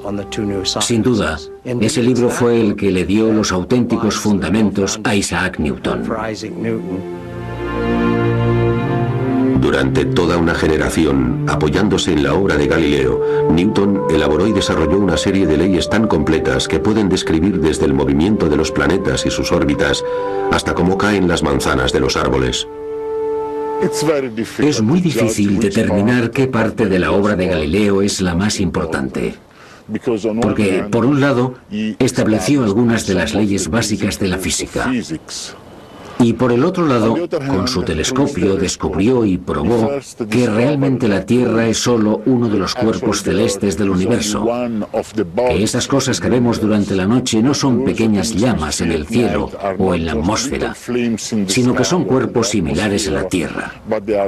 Que en alguna parte del universo hay otros cuerpos que pueden ser parecidos o diferentes al nuestro, pero son nuestros hermanos y hermanas del universo.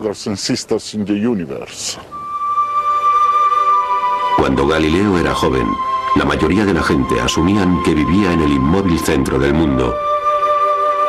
Armado con su telescopio, escribió que nuestra Tierra era solo uno de los muchos planetas que se mueven alrededor de un sistema heliocéntrico. La Inquisición decidió prohibir los diálogos de Galileo, pero no consiguieron prohibir las ideas de Galileo. Siempre he pensado que sus diálogos sobre los dos máximos sistemas del mundo era un libro que consiguió ser respetado intelectualmente, que hizo creer firmemente en un mundo en movimiento, un sol como centro del universo. Fue el libro que ganó la batalla.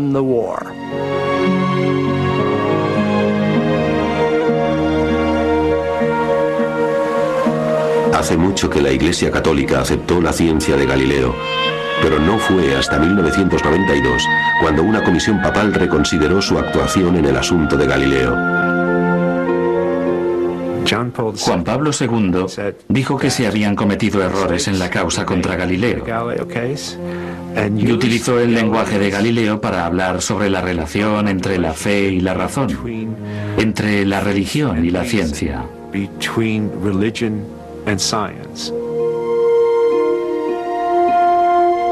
Diciendo que la fe no debe entrar nunca en conflicto con la razón, el Papa Juan Pablo II utilizó las palabras que el mismo Galileo empleó en su defensa. El Papa, como Galileo, creía que las escrituras no pueden equivocarse jamás, pero los teólogos pueden errar en su interpretación.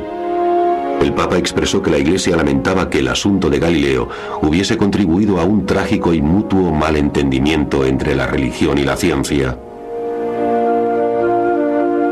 A finales del siglo XX, Galileo está casi rehabilitado.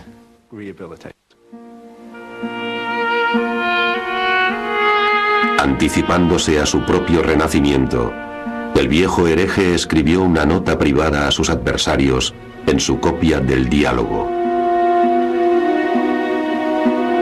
Tomad nota, teólogos. ¿Corréis el riesgo de que algún día sean condenados como herejes aquellos que como vosotros declaren que la Tierra está inmóvil?